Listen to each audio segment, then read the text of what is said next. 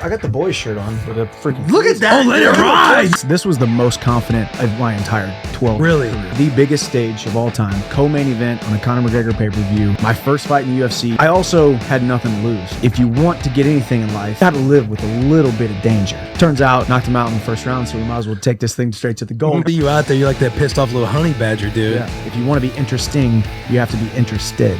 The reason why Conor McGregor is a global superstar is I think he is interested. For this, the rankings were Justin Gaethje, Dustin Poirier, Conor McGregor, Charles Oliveira. I feel like I already beat the guy who was the toughest matchup for me. Now y'all really effed up because now I got even more confidence. So here's what I would like. I win the title. Conor fights Diaz, and then he fights me for the title. Make sure that thing in February so me and Will can go. I will knock out Dustin Poirier. I will knock out Justin Gaethje. I will knock out any of these guys in the first or second round. And then I'm going to come back on the bus, and we're going to bring the belt on the bus. I love the big dick energy, bro. Yeah,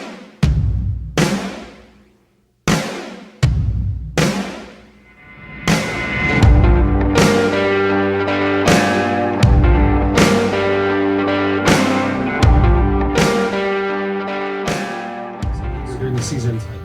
Dude, she's like, she'll needle, cup, everything. What happened? You got the coffee? Yeah. Don't come on the bus without coffees. You got yours? Did you see it? You got yours and that's it? No, this is yours. He just dropped his. Dude, I I was trying to do it for the brand for Under the Hood. I set the coffee on top of yours. I was like, Hey, we can share it. I literally We can said, share if this. I lose one, I put yours on top of mine. And I was like, Grab nah, your because cup. if I lose one while trying to record, Dude, don't want to upset the boy. That's a So I pretty switched. I was like, it's got a bigger base on the bottom. So I set mine on top. I was like, I'll be good. I'm trying to come in. The door was open. And I was like, all right, let's go time. And I'm like moving and it fell off. And I'm just like, I saw something fall and I was Yeah. like, I hope that It was my fault. And then I Hey, heard we'll it. share it. No, hey, We'll sit no, right hey, it here. really is all good. You can actually just I- put it like this. We'll I sit got like this. that, and then you can. Hey, that was two about to straws. fall. Hey, Dude, two that straws was like about this. to fall Jack too. or Garrett, I did know. you see Jack or Garrett's photo of us holding hands? Grab your Oh, dude, cup. it's It's so adorable. funny. Why does your hair look so small? Hey, I don't know. Your I was hair looks thinking small that as too. hell, First of all, dude. Give me a hug. Give me a hug. Oh, dude. oh, love you, bro. Oh, Hey, dude. get your cup. You can have this. This is 5 shots in it. This is a Starbucks Well, double shot. that's Hey, hey. that's the crazy part. Jet is lag I've been- serious, huh? I've been doing decaf. Jet lag serious. Oh, dude, 5 shots? Yeah. 5 shots of And espresso, already and I had got 6 decaf this morning. But Did you I get got decaf? Oh. But I woke up at 2:27 every night the last Yeah. 2 nights. Well, I guess it's only 2 nights. Every night. Only 2 Dude. nights. And I just can't really fall back. I'm like laying there and freaking just. That with getting hit in the dome a bunch, it's got to be like a whole. Well, luckily I didn't You get gotta be hit at all, feeling pretty thank fucking God. rough. You didn't really hit very much? I just hit 0. That's One of the first times in my career. It's like, Really? This is the best. It was the best case scenario of all time. I have this thing where I run rampant during the week because I have a podcast, my knee and stuff. I spend 6 hours a day just on my knee. Yeah. And so during the weekends, it's like I'm with my kids. I'm not doing nothing. So I was in bed at that night, like 9 o'clock. I woke up to Will's tweet about you. I saw everything. Dude, so happy for you. Saw the interview, calling out people. Dude, I have a Zoom Huh? call. That gif I had, that was Yeah. from when he just won. I was like, oh, they already got the gif rolling. Yeah. I got a Zoom call with Ric Flair later. Do you For him really? to congratulate me. That's fucking awesome. Let's dude. go. Dude. Legend. Are you going to wear a Rolex? I don't Rolex know wearing? what I should Hey, is this a decaf? Yeah. Oh, Iced decaf Americano. I thought that's what you were on. it's 9 in the morning, Will. That stuff will kill Yeah, but I thought that's what you were on. No, shit changes if it's fucking 2 in the afternoon. I had a decaf in mine too. Morning. What's that? I said I had a decaf in mine too. Yeah, we good. Hey, I'll switch you. You could have this one. No. I'm just. I like. Oh, to, you want I the like other to one be mean now? to Will. I like to be mean to Will more than anything. He gets off to it. I don't know what it is. It's part of the growth. I think we both have a nice little feel for it. For sure. Will likes taking it. I like giving it. It's a great relationship. No pause. No pause. No pause. I'll take it. Hey, I was on. We should probably be careful though. We've been talking about dick and We've had some questionable shit. the we last have. couple People are going days. to really start We've to. been pumping out pods. Yeah, I don't know what. We've been I don't know pumping out why I do pods. that. You wear those? You don't wear them? I like to wear it sometimes just because I like the. You feel like you're more in I it. like the sound, Put yeah. them on if you guys like them. Put them I on. feel like the cans put it I on. was on Ernest's podcast yesterday, and he and I were playing musical headsets. Dude. Oh, hang on. 1 minute. They're taking them off. This podcast is brought to you by Barstool Sports. Oh yeah. There we go. Now we're good. No, okay, that's it. Yeah, that's it. That's unbelievable. I got the boys shirt on with a freaking. Look at that. Oh, let it ride. Yes. I don't know why Garrett's not taking a photo of that right now. I don't know why Garrett's not taking a photo. That's wild, dude. 20, 30 minutes ago. Well, you were here. No, not he here 30 wasn't. minutes ago. 20. Maybe 20. I was on the phone with him when he pulled in. 20. Listen, Probably 20 Chandler's minutes never early. late. Chandler's never late, all right? That's a rule in our household. And I knew that. That is why I called you. I was like, I know. He's probably sitting on the bus right now. Yeah, the Wands are never on time. It's an unspoken rule in the family for sure. That's crazy. Mike, you put like a little closer to you. This? Yes. Dude. Oh, we go sip on this one. Whatever you want, just take. We'll just go It back really and doesn't forth. matter to me. I kind of like the fact that we're sharing. Okay. Dude, hey. Yeah, this is I first off being a guest before, but also being a friend. Watching you go through the experience you did, being able to watch the vlogs on YouTube, your situation, coming over from Bellator, like and UFC throws the kitchen sink at you. If you come from somewhere else, they're basically like saying, "Fuck this guy. Let's see if he can sink or swim." Yeah. A lot of swimming. Happened on Saturday. There A was lot of swimming, yeah. dude. No, I mean, yeah, it was a perfect storm, I think, because I asked for it as well. I mean, I know, man, I'm no spring chicken. I mean, I still got 5 years left if I want to, and I didn't want to putz around the top 15. And honestly, it's just like any day. Like you got your team's off, you somehow lose to a horrible team, right? You can go out there, slip on a banana peel, top 15, top 20 guy. You might as well go out there and fight the top 5 guy right away and put yourself in the mix, which is what I did. So that's who I won right away. So Yeah. Dude, I'm so hyped, man. Like, I texted you this too. I was like, I hadn't been that nervous since watching Cody wrestle. Yeah, dude, you know when you're that- watching those one-on-ones and you're watching like your brother, your boy, Yep. and they put in a lot of work, and you're just sitting there. I looked at Charo and I was like, tense. yo, I'm nervous about this fight. that's the most beautiful thing about this is like, because I'm the same way. When I watch my friends fight, I'm nervous as heck. But with me, I was just like that. This was a different experience completely. This was the most confident, most not worried about anything of my entire 12 Really? career. Why do you think that is? I don't know. It was the biggest stage of all time. Co-main event on a Conor McGregor pay-per-view. My first fight in the UFC, fighting a killer and Dan Hooker. I don't know, man. Honestly, I just say, like I said it in the post-fight interview, like all roads have led to this. I just feel like it was God's timing. It was the ups and the downs. It was the battle-tested, battle-hardened veteran. Like, I mean, I've been doing this forever. And I also had nothing to lose. I really did. Like, truthfully, if I went out there, fell flat on my face, got cut by the UFC, I'd be 100% fine with myself. My God still loves me, my family still loves me, and I still love me. I'm at that point in my life. Turns out, knocked him out in the first round, so we might as well take this thing straight to the goal. Yeah, you called it though. But yeah, Called but that it's shit. like I feel like every road has led me to this, and it's almost like when you make a decision, because I mean I made a tough decision because I had everything I ever needed in Bellator. They were going to pay me well for the rest of my career. I was going to have easier fights. I was going to have an easier path to get the title back. I was going to be the poster boy, the face of Bellator.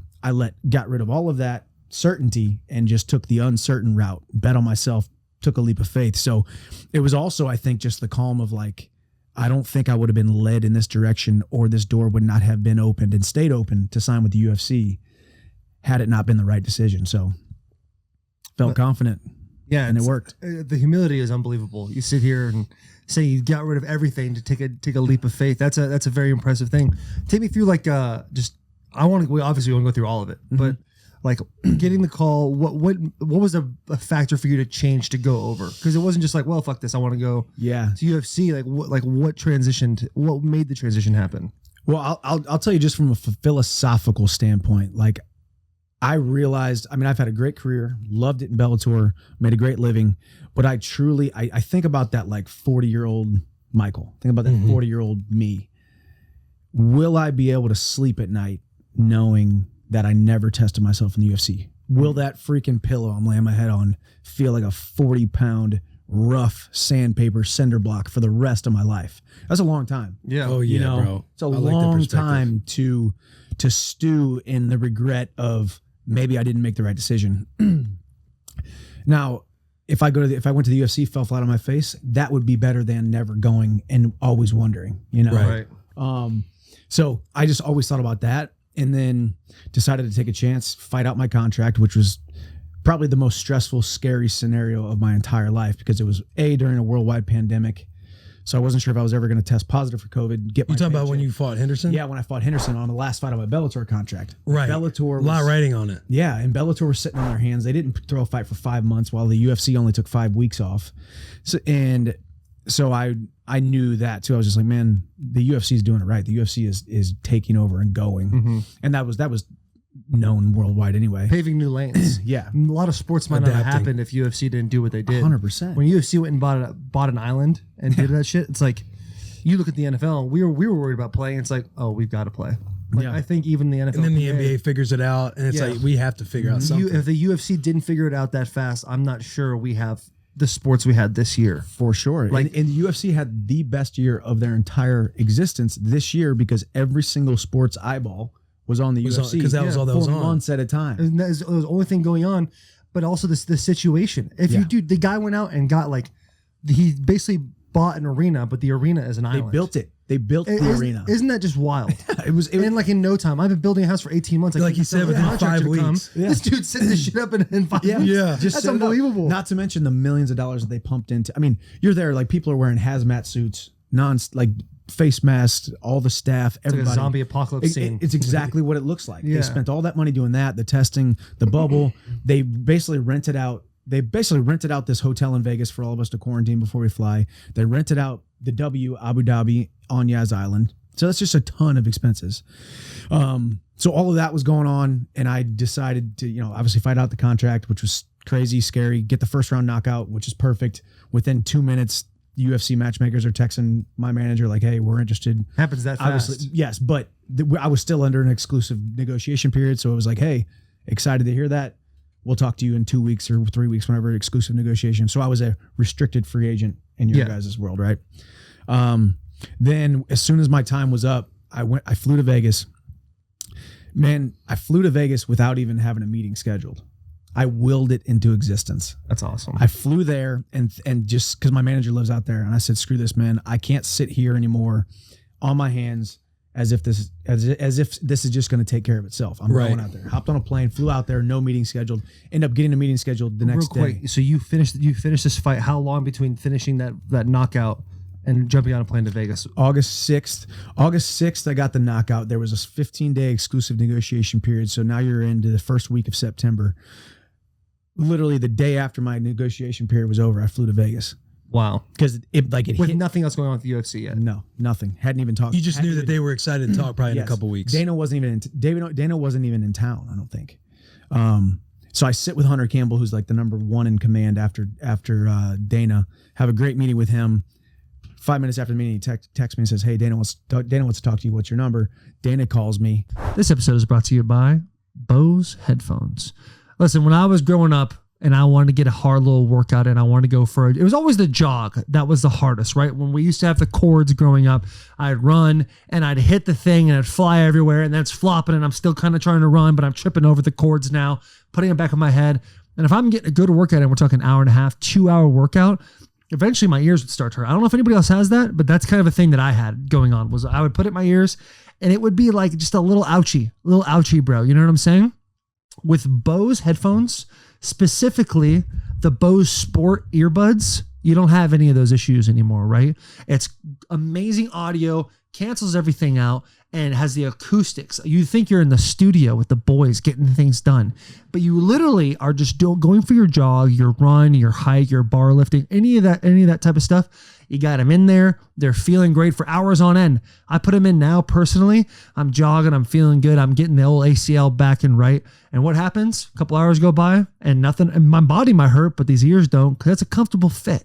It's a comfortable fit. I know Patrick Mahomes is the dude with Bose. And Patrick Mahomes is my dude. All right. I love the guy to death. And he's in the Super Bowl this week. So not only should you go to Bose.com and get yourself some earbuds, be like Patrick Mahomes. I'm going to give you a little insight on what's going to happen in the game. I love Tom Brady. He's the GOAT of all GOATs. I'm going Chiefs in this one. I'm going to go with the Chiefs. And I think the first touchdown of this game is going to be Patrick Mahomes to Travis Kelce. Now, you can bet that if you want. I don't bet. I can't bet. All right? Someday I will bet, but right now I don't bet. And if you want, why don't you get out there? Maybe put a couple bucks on that thing. I don't know. But don't get mad at me if it's wrong. I'm just saying. I think I got Chiefs. And it's lights right now, right? It's going to be a good game. That's a burp. Not for Bose, for me. That was my own digestive system. Make sure you go to bose.com/barstool. Get you some good audio, fitting earbuds, get after it, get your workout on, and get out and active in 2021. That's what we're doing, right? Music's great. We can bop and weave in the house all we want. But let's go chase some dreams, and let's do it together with Bose. Have that great conversation that you and I kind of talked about. Yeah, on the pod that you would like, boost. Yeah, and it was just like a fight. For good reason. For good reason. You know, and we just have this great conversation, and Well, you mean the group chat we were in? You mean the group chat we were in? No, I was giving him clips. I was like, hey, is there a certain clip or anything you want to like boost? He's like, we had a couple conversations. I don't necessarily know if I want everybody to hear. yeah, I was like, Barry should have said that. But anyways, I had the Threw his stones on the table, basically. And before his win, I'm sure he'd talk about it now. But before, you're probably like, I don't want to stick my head out too far to be like I'm arrogant. No, Yeah. now we're in a better spot. Yeah. But had this great conversation. He ends up hanging up on, literally pretty much hanging up on me, calling Hunter, saying, give this guy whatever the F we got to give him so that no one else matches. And the rest is history. He signed, he announced it on SportsCenter September 19th or something, and then had the October fight where I didn't really fight. I just weighed in, and then the rest is history. Dude, I'm so excited for you. Like, do you feel like that the UFC even calls, or if you lose to Henderson, do you feel like you even get a call from the UFC? No. Or do you feel like you're kind of in more of a, not downward spiral, but I got to win the next fight or I could be done? 100%. I mean, even that was also kind of the deciding factor too, where it's like, man, if this is supposed to happen, it's supposed to happen. If I go out there and lose to Benson Henderson, maybe I'm just not UFC caliber, right? Or even if I have a hard fight against Benson Henderson, it's still, the UFC's not calling like that and wanting to, sign me that bad. But getting the first round knockout, okay, this guy's still got it, power in his hands, and worked dude, out well. a lot of respect to you too, just because just sitting back and watching, and Taylor was alluding to it earlier, the humility you have with it, and enough confidence in yourself to constantly post. Not that social media and all that stuff like plays such a huge factor into looking into it. From a mentality standpoint, it definitely does, though. It's like putting yourself out there and constantly showing and building this so-called persona to where the fight you do have, even myself personally, you're wanting to know if is he going to put his money where his mouth is? It's the most. You're ready to sustainable see way you. live. Yeah, you want to see you show up. Like, is he really about what he's always constantly putting out there? Not that you're putting anything out there in arrogance, but I'm thinking of it from my own perspective. Now, granted, we play a team sport. We're part of something that's not an individual. So you sit there and think like, if I'm sitting here doing all this stuff, you're kind of like, the moment you mess up or lose or anything, like you're out there for everybody to make fun of, and just piranhas and everything. Just look at McGregor. What happened to him? Yeah. The way he was living his life. I mean, 4 or 5 years ago. I mean, I'm a huge McGregor fan. I love the cockiness, the arrogance, but like from a sustainable way to approach your career, that's a high peak and valley situation. Yeah, It's with the way you high do. throne to fall from. It is a high throne to fall from. But if he were to keep that same intensity the whole time, maybe not branch off and do the lick, he might not have as much money, but like I'm sure he could have lasted a lot longer than it seems like he's lasting at this point. Yeah. With your approach, you're like flying to Hawaii, baby. Nice little takeoff. Yeah. You're cruising at 30,000 feet, and it's a consistent way to approach a career because you put yourself out there enough to make it interesting. Because you have to have a personality to sell yourself as an individual. Have to. UFC, you watch the guy who doesn't say anything, and he's just like that Russian from Rocky, just like and that's it. There's just something to look at, but really it's like, okay, well, fuck that guy. Who's the guy who's making the loudest noise? Yep. You're out there, you put the work in, you could see it physically, you could see it emotionally and spiritually, but like you show it so often, it's like, how do you not root for a guy like right, this? especially when How do it's you not root for especially him? because Like it that? differs with like your style and like a McGregor style. You're not like a trash talker. You're just You're a happy you're showing medium. the grind. You're showing like you were saying on the last pod, like the bringing the like a good guy perspective to it all. I don't know. I just get fired up about it. I man. appreciate it, and I think not to talk about me too much, but like, Well, this is a podcast. I guess, but Yeah, this is actually for you to talk about. we want this. Actually, we'll go back to when I had my mindset coach here on the bus with me, Jim Hensel. Yeah. And it's all about reverse engineering and deconstructing who is Michael Chandler mentally, physically, spiritually. Who am I? Why am I the way I am? How do I tick? Right. And what we came up with was that me being able to live on both ends of the spectrum, being extremely joyful and happy and encouraging and loving and just that guy, but then on the other side, being a ridiculously nasty, tenacious individual.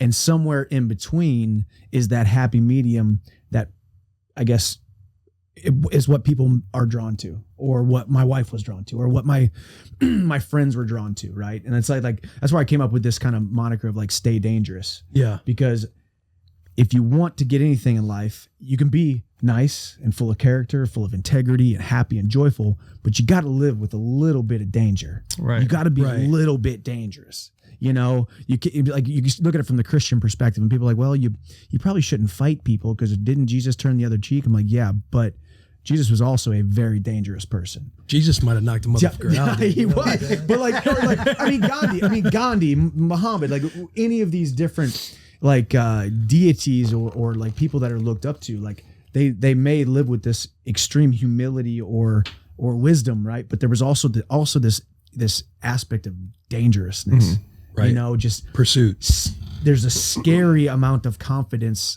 / dangerousness about them, you know? So I don't know. I've just always kind of been like that. I was freaking just a mental midget for many, many years. A lot of it had to do with my upbringing, small guy from a small town, taught to do very small things. And then, just realizing that, eventually you got to grow up and realize that God's best for you is, maybe it's ridiculously successful. And you got to be beyond, okay with that. And beyond that superficial, like that shallowness that you probably see the world as. Because when you're like a small towner, I mean, we all come from small places anyway, wherever you start. And when you start getting into those bigger waters, a lot of different perspectives, you're learning a lot of new things. You get a little bit more insecure because you're not sure how to take it on. And Exactly. You're not that sure if you self-awareness. should, like sometimes your integrity is challenged. Right. Should I act like this? Should I act like that? Instead of staying to your true self. Right. And then realizing, like, in the grand scheme of things, like, it doesn't really matter as much as you're thinking it matters. Just like letting go and being able to show that tenacious and joyful, encouraging person and being able to put it into one and not caring all the opinions that come with it. And I turned a corner too when I just started thinking about the word authenticity, and that's what I worked a lot with Jim on too, is the amount of times that we are inauthentic in a day if we aren't true to ourselves, and it's not in a nefarious kind of way. You're not being a liar or trying to deceive people. You're just like in a conversation, I act inauthentic because of my insecurities or because of the way that I see myself or the way that Your self-interest. exactly, and you kind of look back and you realize, like, man, that's a lot of weight. A lot of weight to bear if you're constantly trying to be a chameleon and not be authentic to just exactly who you are, and kind of like not really giving an F what people think about you. And you kind of, it comes with maturity. It comes with maybe some success or working on yourself or whatever it may be. So just trying to be more authentic as well. Yeah, I People are drawn to that. love the phrase "stay dangerous," and you referring to guys like Gandhi and Jesus and stuff like that, because when you tell somebody stay dangerous, their first thought is like, I gotta fight. I gotta be a fighter. Well, especially me, like, Yeah. they're like, oh, so I gotta Yes, you gotta people? be Like, shit at people. No, well, staying dangerous is like confidence is dangerous. Calm is dangerous. You know what dangerous Calm was? is chaos. Yeah, right. And if you see somebody, and if you're the most calm person in the room, and someone's coming at you over and over and over again, violently with words or something, and you're calm, that's a dangerous phrase because you're centered to yourself. 100%. And that's something that, like, as a kid or, growing up and seeing guys at UFC and that whole thing kind of coming about, you just think of like, and even watching NFL football players or any sort of athletes that causes physicality, you just think barbarians going out there and toughing it out, and whoever's the biggest and strongest is going to win that fight. And then, you start to look more into it and you realize it's how centered can you be? How neutral thinking can you be when you're going into that fight? How do you stay on what your game plan is as opposed to giving into their game plan? And maybe you should keep your distance a little bit when they're trying to press you and back and forth. It's the same thing for playing offensive line. You think, okay, I have to beat the shit out of this guy every single time. But the better you get at football, the more you realize it doesn't have to be running my head through a fullback every single time. Right. It could be long arming a dude. It could be, where's my hand placement? And once you get that placement, that's when you can take over and make it look as violent as you need to be. There's a time and a place always for violence. Exactly. There's always going to be that spot that you need to have that kind of scratch in your life. But having the ability to be a neutral thinker and being emotional but not chaotic is something that is a balance that very few people have. That's why not everybody has a success that you do. Well, yeah, and that's I mean, and even that, and obviously that's the default that people go to. Like, well, he's a fighter, so of course, whenever he says "stay dangerous," that means like you got to be dangerous and beat someone up. But like, dangerous is Rosa Parks. You know, like that was dangerous, but it wasn't an act of violence. You know, dangerous is MLK. I like that. You know, it's like anybody who has this, and it's so hard to explain, but it's so powerful. Exactly, I like what you just said. Like neutral in mind. You know, like that was solid. Like that was Appreciate that. That was solid. Man, you even got it. Yeah, boy. Please follow me. I was Please like follow me. neutral. You know, at Taylor 177. so, but yeah, man, just building it brick by brick, and it takes a long time too. It's not you're never an overnight. It takes a long time, and it's mostly like your programming as an individual, right? Like you, me, Will, everybody in here has a software update that's happened our entire lives. You said small guy from small town to do small things, right? When I didn't have the best household growing up.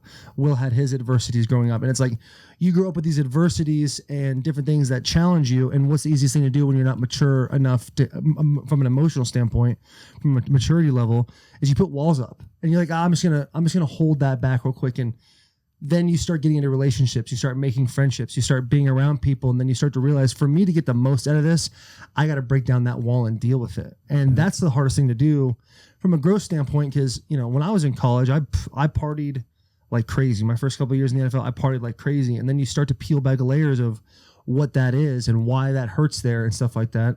You start to really like, and why it's comfortable doing that. Yeah, why it's comfortable doing that, because it's easier to go and get drunk and do that instead of going to work on that thing you want to. It's easier to, talk about doing X, Y, and Z, talk about doing a podcast and not actually doing it. But how cool would it be to do that? Right, fun to talk about. Then we run the first ones, and you're just like, you man, kind of sit there, and me and Will are calling each other like, "Fuck, dude, are you think it's gonna be right? good? You're nervous, like putting yourself out there like that. But you go and, the minute you start peeling back layers, there's an enlightenment you feel about yourself that translate to what happens in your world. So going from my second year to the third year, when I met my wife and she started peeling back layers, it was an emotional, chaotic, crazy thing. But my career went the way it went after that because of that.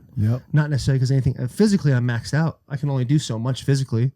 And you think, I just train harder. But if you only understand how to do that anyway, because if you're a grinder, you're a grinder. Like it's easy to do. Is I can pick up any weight, or you tell me to run any distance, I'm going to go do that.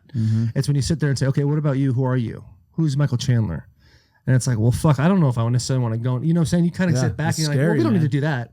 Why don't I just go eat healthy? And it's like, that is the stuff that really you start watering the other plants. I have difficulties with that still all of the time, not being grounded where my feet are, not always looking in the future too much. Those are the types of things that are very, the more growth you have as an individual, the more growth you have in the career you want, the more superficial things that really don't matter. Well, especially when you talk about a career, whether it's football, whether it's fighting, whether it's business, no matter what vocation, talent or the hard work, those are usually givens, honestly, at the highest level. Like, most people work hard in the NFL, or if they don't work that hard, they have so much talent it doesn't matter. Yeah, and it catches up anyway. It catches up, you know what I mean? But it's the mindset, or it's the self belief, it's the self awareness, it's those things. Like you think, you just watched this last card, UFC 257. The difference in skill between Conor and Dustin is very, very, very slim. But the fight went how it went. The difference between me and Dan Hooker was very, very different. Like these top guys at the top level of mixed martial arts inside of an octagon on a football field, it's that degree of separation is not very much in a lot of ways, but it's what did you do to get there mentally and spiritually, That's the physical part kind of takes care of it. That's I've always been so curious and obsessed with why people are successful, why they stay successful. And it's like the crazy thing that you guys have been alluding to. And the wild part is it never stops. Like you never figure it out to where you're just successful. Like you're constantly battling your mind. You're constantly battling all these things, staying grounded, staying in your shoes, being where your feet are. The minute you try to stay comfortable, it checks you. Right. Because you realize you're getting in the habits that, you had to check in the first place. And that's the thing with like people who end up getting and becoming successful in whatever avenue, they're always figuring out how to get uncomfortable and getting behind that wall of learning about yourself, who Taylor Lewan is. Like, you do all these things, but when you started to peel back layers, like figuring out which different avenues are, I really got to look in the mirror and have so much self-awareness, understanding how I tick. How am I going to get myself to another level? And how vulnerable and uncomfortable is it going to make you, and still going after it and doing it to get there? I've always been fascinated with that, and it never stops. It never stops because everything's always changing. Like Right. Taylor, you'll probably be able to attest to having kids. Like, I never thought how much my life would change after I had a son. Like, the amount of guilt that I feel, the amount of, like, every single day you're a failure as a father in some way, somehow.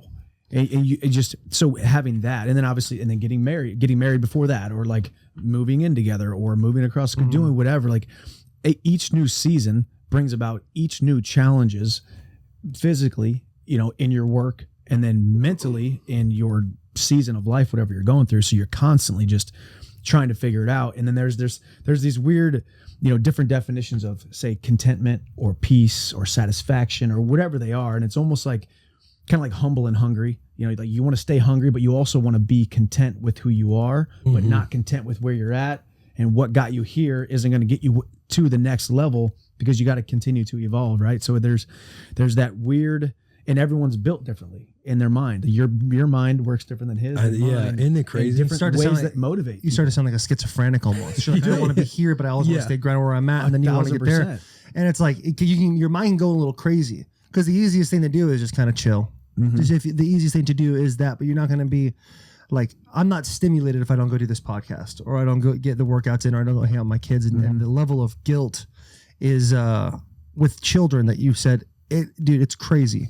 I was literally yesterday, I feel like I told my wife, I feel like I'm spiraling right now, because I'm doing so much here and with my knee and all that I don't feel like I have a lot of time with my kids. So I'm racing home to go put them down, just to have a couple minutes with them before I go. And we did Ernest's podcast, and then I have to come home and put both of them down. And it's like, especially when you grow up and you start to realize the faults you had, the tools you weren't given. You're like, I really hope I can give my kids those tools so they don't have to go through X, Y, and Z that I had to go through to get to this point. Because a lot of people can't get to the point that you or I or Will got to, because they might not be put in an aversive situation to challenge those new tools and to try to figure it out. They might not have a talent to bring that out of them, you know what I'm saying? Or a career that they want to bring that out of them. So giving them the tools. I have never yelled at my kids yet. I'm sure there's time. But I'm saying, like, whenever I am at my wit's end with, for right now, Wynn, she's 3 years old. And if she's, she's bonkers. She's off the wall. She's full of energy. She's an amazing kid. But she goes off, and I'm tired sometimes. And I think to myself, like, okay, how is this going to subconsciously affect her? Like, to have to put a wall. Is this going to give a daddy issue? Is this going to be one of those problems? And it's like, that helps ground you a little bit more, putting it into, if you stop thinking about yourself so much, you help yourself more. 100%. You know what I'm saying?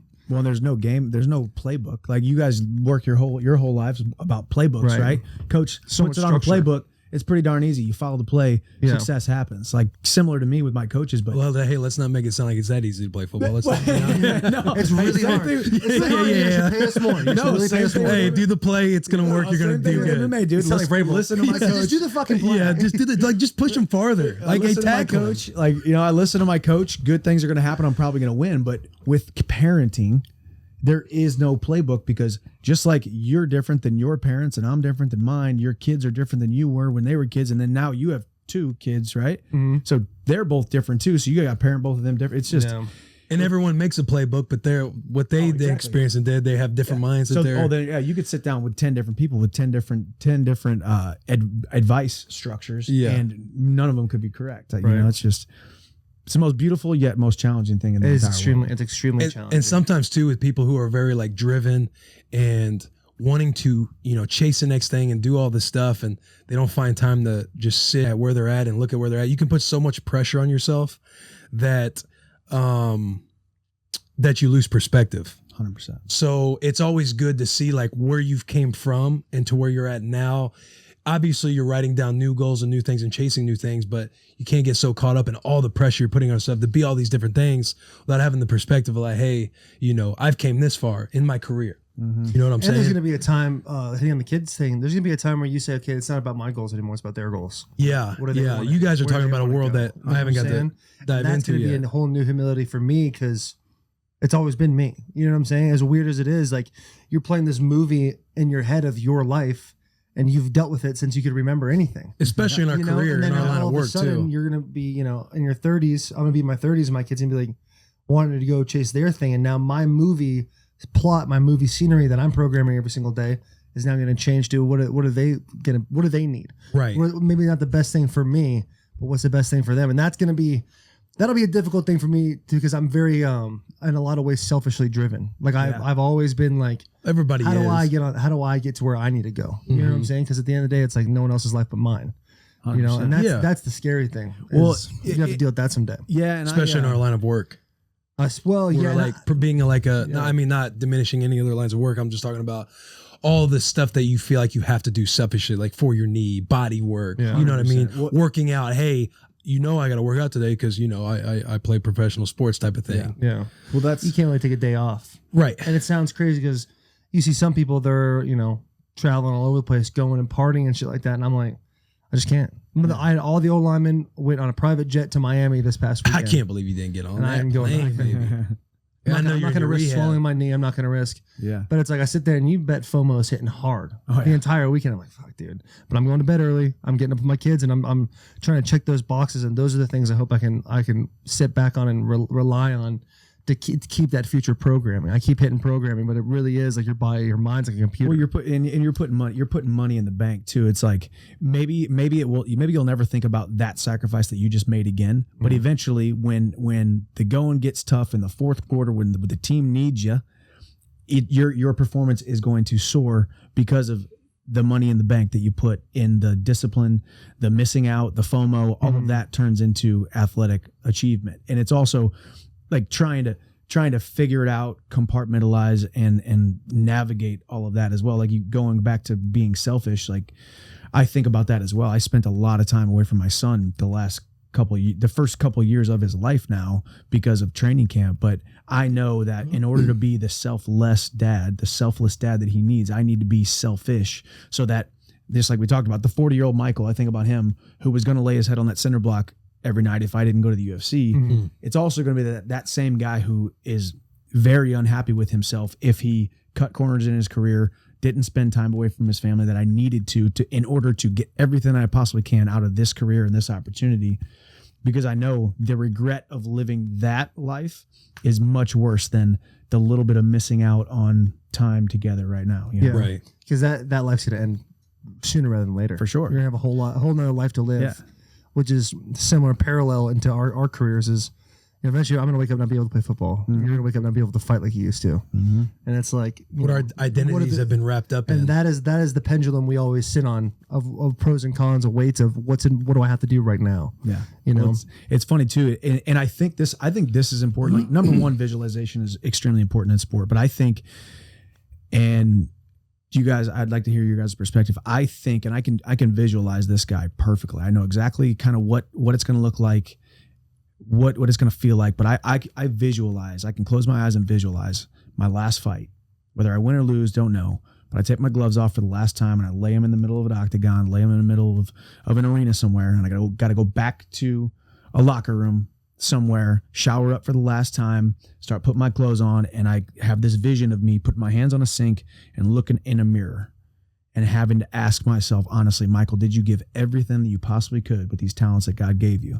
And I just pray that I could answer that question honestly and without regret, because the power in that moment of me realizing that a chapter is closed and the next chapter is going on motivates me today, because I know I'm much closer to that moment than I am the beginning of my career back when it started in 2009. I'm much closer to that. So now it just helps you live life with a little bit more gratitude, realizing that this is a fleeting thing. This is a fleeting thing that will eventually end. You're chasing after something that's faster than you. Yeah, for sure, 100%. That Father I Time, like that. That was solid. Father Time is undefeated. You know, it's like you will always lose that battle eventually. So it's what can you do today to maximize your potential. To feel empty at the end, to be like, I left it all out there. 100%. Well, No, I short love answer of that. what you said too is the answer is going to be an obvious yes. Yeah. I mean, I don't think anybody has ever had a question of effort in these three mics. I don't know about those right there, but In this bus. us three, not those three. Right there. No, I'm just kidding. But like, there is a level of, I've always said you can say what you want about. Like, I was always joking, say what you want about my family and my dog, but don't ever question my effort. I fucking joke like that all the time. But like that with my careers and the way you talk, the way you fight, the way you act.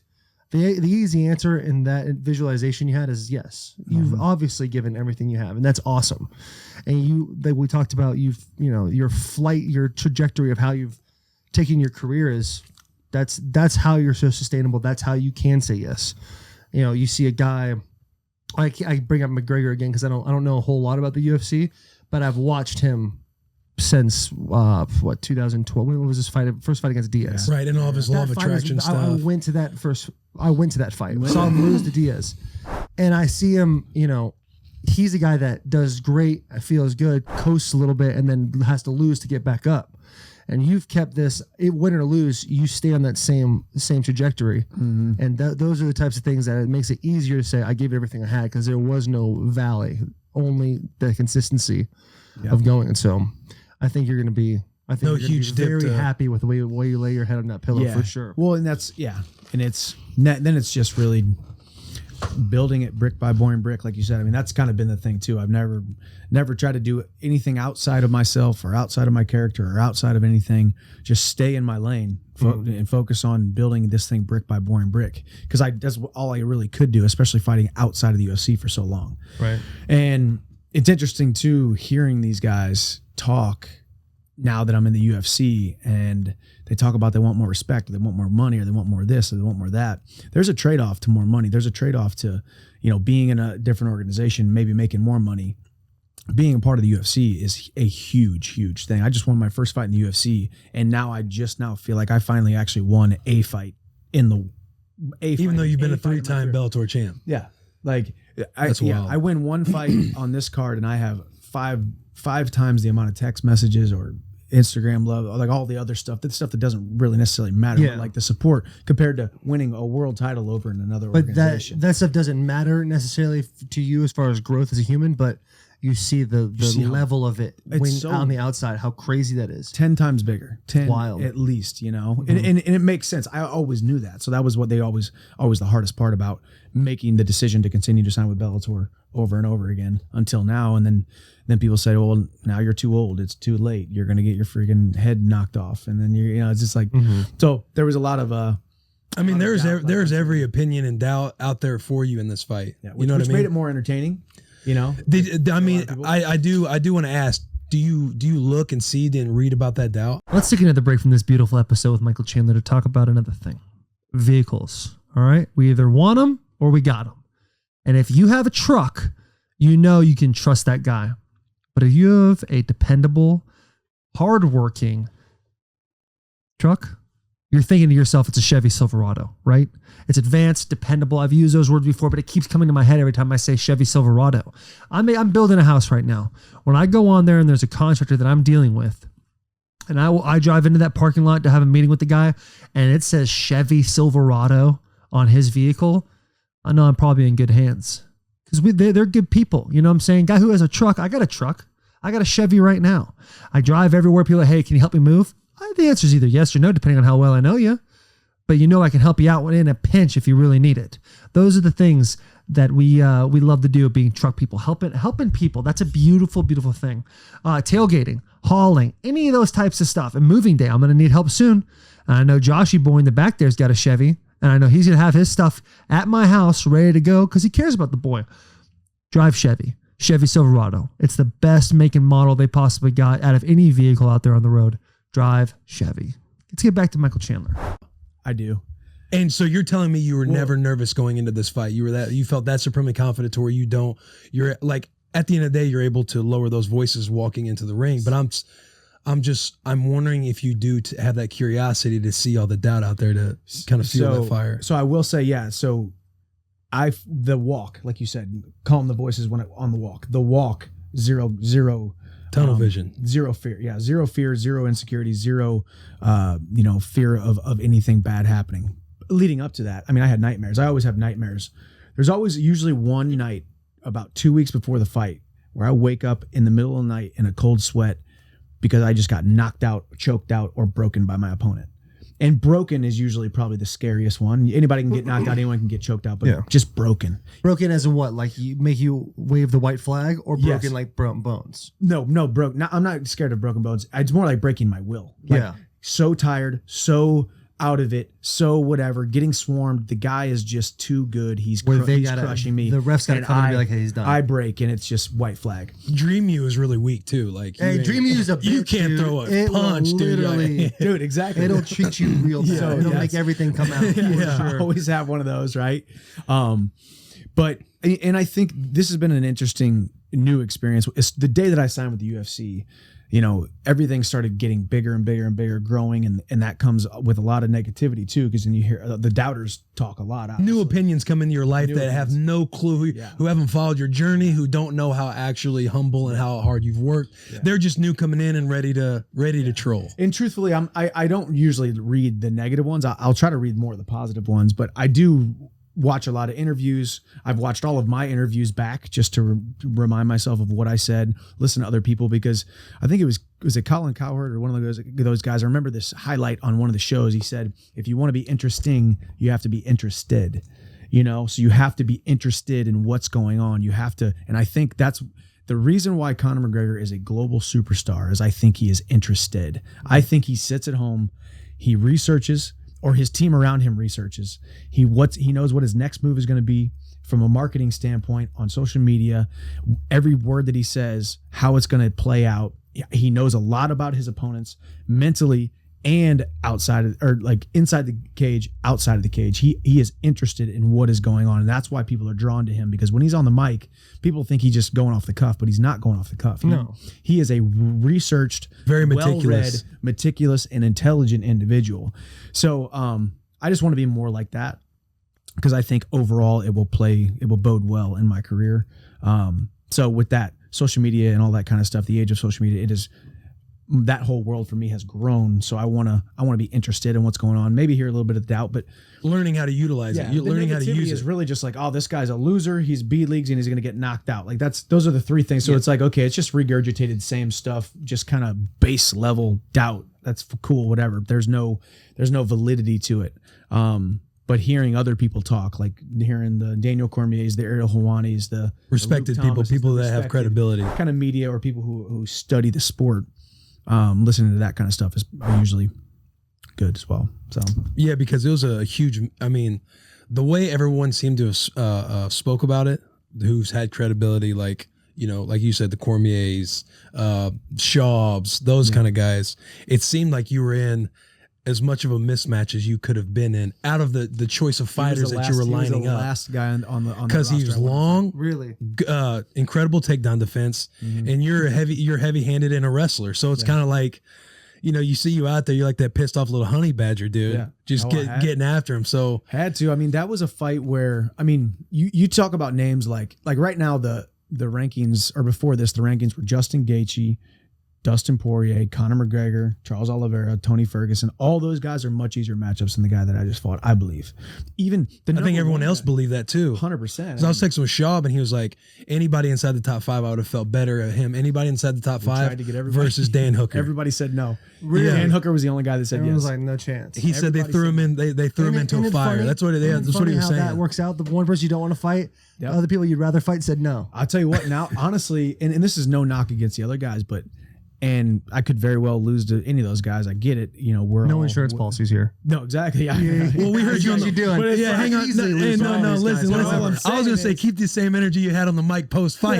You calling everybody out, yeah. But all talking about no losing. No, Beat me if you can. Hell yeah, let's fucking go. I was prefacing it because I was saying I feel like I already beat the guy who was the toughest matchup for me. So now I have now y'all really effed up, because now I got even more confidence stepping into that. Like, I will knock out Dustin Poirier. I will knock out Justin Gaethje. Charles Oliveira, I will knock out Charles Oliveira. I will knock out any of these guys in the first or second round, and I will capture UFC gold, probably either my next fight or the fight after. and then I'm going to come back on the bus, and we're going to bring the belt on the bus. Hell yeah, we're doing. That's what we're doing. Hey, Dude, I love the big dick energy, bro. yeah, Nashville. What about Khabib? You knock his ass out? Who? Oh, Khabib. Khabib. I don't know if Khabib's ever coming back. But yes, I do think so. And no, I thought he was coming back. I thought recently he's talked about coming back. he did, and he said if he saw something spectacular, but he didn't see something spectacular enough, I guess. Well, that sounds like a bit of a cop out because it's Yeah, like Just in it. it's in your like you can. He's I can playing say the- whatever, you he's knocked playing a the guy game. out against the hardest fighter you had to fight, and that wasn't spectacular to him. Khabib's being interested. He's playing the game. He's he is setting up playing his the next game. move. I mean, the 100%. thing about Khabib He's is tactical too. Yeah. And he's that calm that you look at when he was fighting. He's the McGregor. Russian type shit. yeah. He's the Russian type shit, but that's like calm as chaos. Right. You can see he's there, and when he speaks, the words way more. Yep. Because he fucking he doesn't talk very often. Because he chirped McGregor after his fight, I believe. Yeah, well, everyone chirped him after his saying fight. you change all these people, you change your They environment. basically had a bunch Which of I yes men hate. around him. I hate that though, man. Like, because I mean, obviously, I'm just a little bit just fed up with the Khabib thing at this point. It's like, bounce out if you want to bounce out, but don't be kind of lukewarm. Don't be. That's I the might game, come back. though. I might not. But I will say Well, he knows he's the champ. He knows he's undefeated. for sure. But in his defense, I think Dana also wanted to keep that dream alive. Which rightfully so he should. I think he cares about Khabib. I think he cares about his promotion. I think Khabib being in the promotion is in the best interest of all parties involved. But Well, Dana cares about the dollar signs For sure. Dan, he's the guy. Khabib's a You draw. know, Oh yeah, he's a huge draw. He's what it is. You are becoming that draw. You became that draw the minute you had that. Yeah, You I win think- another one. You go do what you just said here and knock one of those guys out. You just said. and the belt now is you're- actually on the bus. Yeah. Yeah. Now you're that guy. Yeah. Well, But belt on the bus or not, you do what you have to do for you. yeah. It's over. Like Well- you run your play. You start saying yes and no to fights. Yeah, and I think the good thing is now it was kind of like what the problem before I signed, like I said in September. I've known all of this stuff. I knew I was going to go out there and win. I knew I was going to get a great opportunity. I knew I didn't know at this level how big this thing was going to blow up and just overnight me becoming an overnight success. Like really Microwave success. 12 years. It took me 12 years to become an overnight Yeah. success, Yeah. but I didn't know the level at which it was going to grow this big, this quickly, but I knew this was going to happen, but I couldn't really say it. I was the outside guy, the B league guy in a lot of people's eyes. I was the dark horse. I said too much in a lot of people's eyes. I had too much confidence. People don't like confidence. They don't like you coming in acting like you're going to beat people for some reason. I'm like, y'all are just, you need to have more Neutered. confidence. It's okay. But, so I knew all that, but I couldn't really say it because I didn't have a number next to my name. Now I'm ranked number 4 in the world. So it's like So you're 4 now. number 4. So it's now That's I'm one one of of the numbers. now I'm one of the guys, right? Yeah. Like It is. now I'm one of the guys. Now it's like, okay, there's only 4 guys here who should be fighting for the title. Who's it going to be? It's either me, Gaethje, Poirier, or Charles Oliveira. So essentially, we thought we had a 4-man tournament leading to the title. Now we might have another 4-man tournament leading to the title. Who knows what it is? But either way, I'm 2 fights away at most to hopefully fight. So I apologize for being dumb. Like who does have the title? So Khabib still has the title, Right. But essentially, it will just be vacated, I believe. I always hate that, man, because then they make an interim championship or something Well- like that, or something.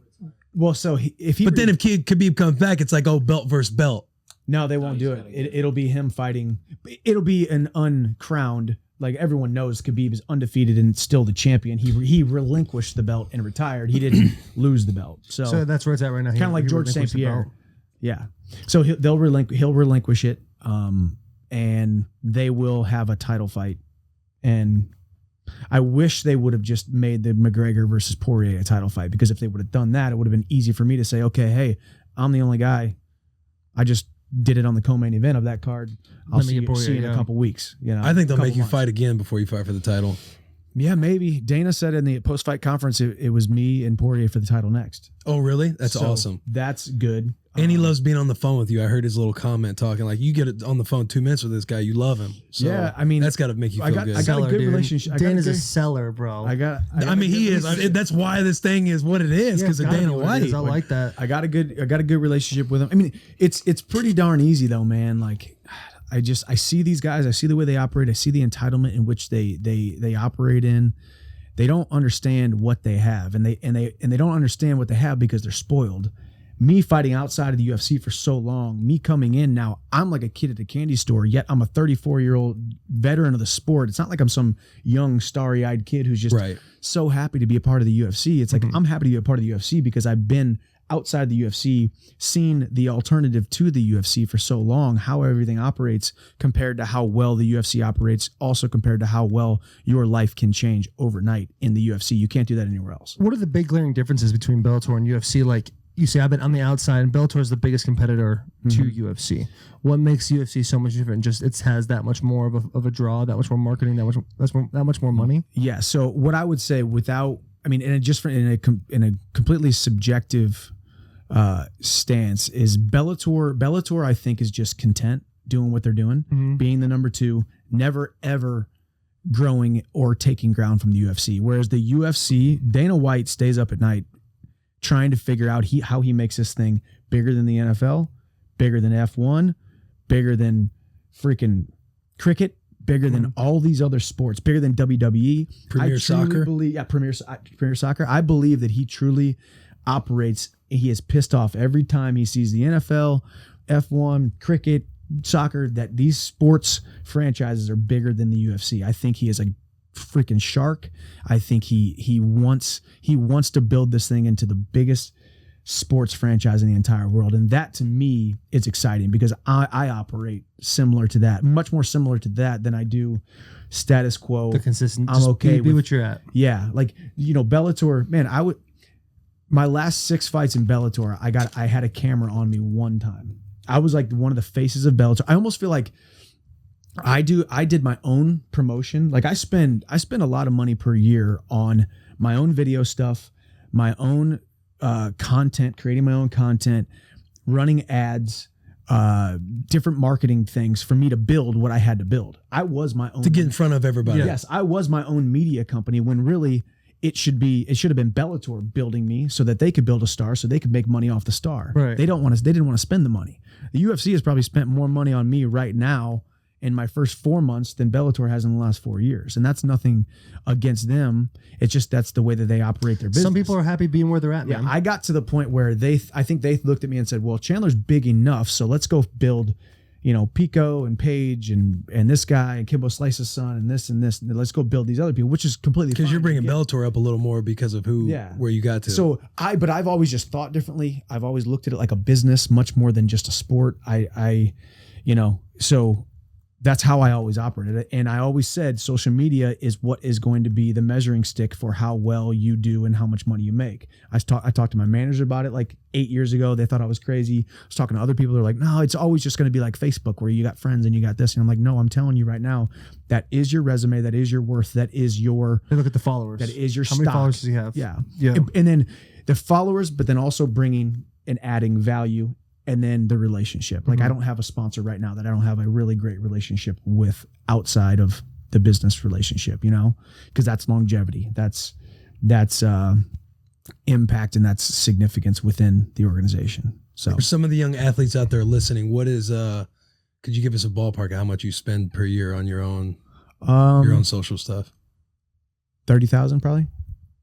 What about your body? Which isn't a ton. Yeah. No. What about your body? You probably spend way more than that. Yeah. Yeah. I mean, when it comes to supplementation, body work, all the other stuff like the freaking, like whether it be Pilates, whether it be yoga, whether it be, the company that I am sponsored by now too, So Right, like obviously all of their products I get for free now, but man, before I was buying all of those products, using the time, the energy, and the money spent on just making sure this body lasts as long as possible. Yeah. Because even like right now, or yesterday I was driving in the car with my wife and it's just like, you can't quite put a number or a dollar sign on it, but me getting the co-main event slot on the Conor McGregor pay-per-view, knocking that guy on the first round, doing the backflip, doing the Ric Flair promo, doing all this crazy stuff.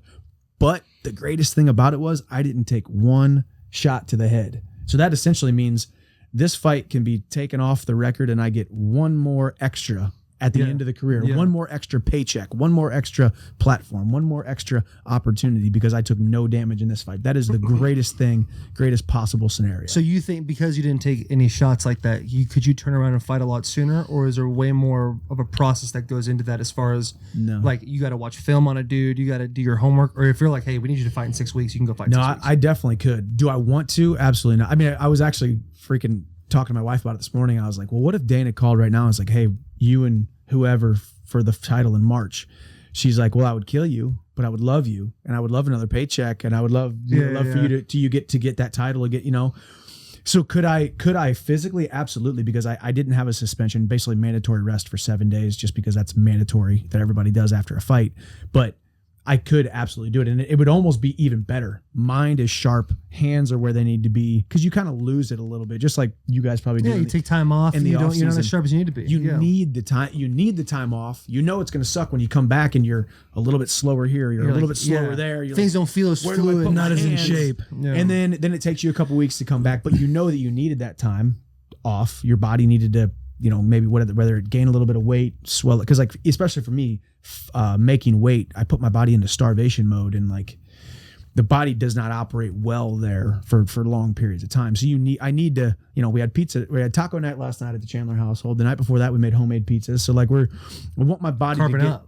Feeling carb it up, good. let my body get a little bit fluffy. Like I'm always going to stay in shape and I'm going to continue to work out, but I need like a little bit of fluff in the joints. These joints have been freaking getting crushed for the last 8 months straight, you know? That's how like I live let the too. body. Well, inflammation, Keeps- dude, keeps some when you have fluff an in the injury, joints. there's a reason why that area gets inflamed, is Yeah. that the body's protecting itself. It lets Exactly. it take the pain away a little bit. Yeah, I see what you're You know, saying. so like let the body just, you know, go back to a normal person for a little bit, you know, and then go right back into it. But physically, I would, you know, as an athlete, if I didn't have wife and son that I wanted to like serve and be with right now, as an athlete, going right back into a training camp and fighting in 4 weeks would probably be best case scenario. So best case scenario with obviously with the family and all that right now, if Dana called you, what's the best time for you to fight right now? April, May? Yeah, late April, May. Late 'Cause April, that May. puts me in training camp. I got a couple trips. My wife planned 4 trips in the next like 6 weeks, which is great. We're going to Florida this weekend, then we go to Scottsdale, then we go to Park City. Shout out Scottsdale. Shout out Scottsdale. Yeah. AZ baby. And then we're gonna go to Cabo. Okay, first off, 2 of those fuck hard. When are you going to Cabo?